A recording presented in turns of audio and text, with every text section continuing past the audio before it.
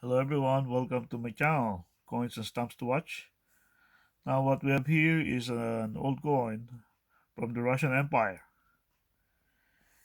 It is 1 Kopek from the year 1800. It's composed of copper with a weight of 10.24 grams and the diameter of 28.2 millimeters. And we can see here the crown monogram of Pavel I or Emperor Paul I. And you can see the H is readed, and the reading is actually slanted. So, and I think it's a rare, it's an error coin too. You can see here. So it's not just cut. I think it's an error coin. And on the reverse side, we can see the value 1 kopek up above, below the date 1800, and we can see the EM, which is the mint mark. It is from Ekaterinburg Mint. So yeah, this coin is from 1800, and from 1800 they made around 9,792,600 of these. But then the one that have a good value is the one from the Susun Mint, which is, you can see here, it's gonna be KM.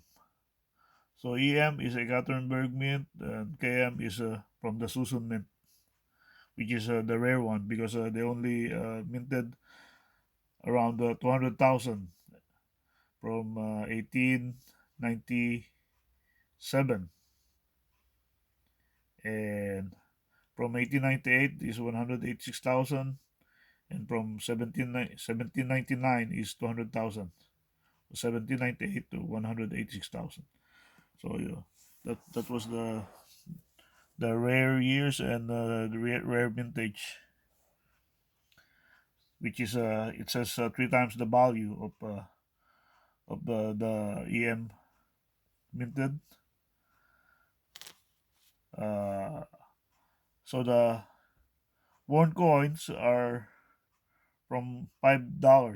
The average circulated is $25, and well preserved is $70.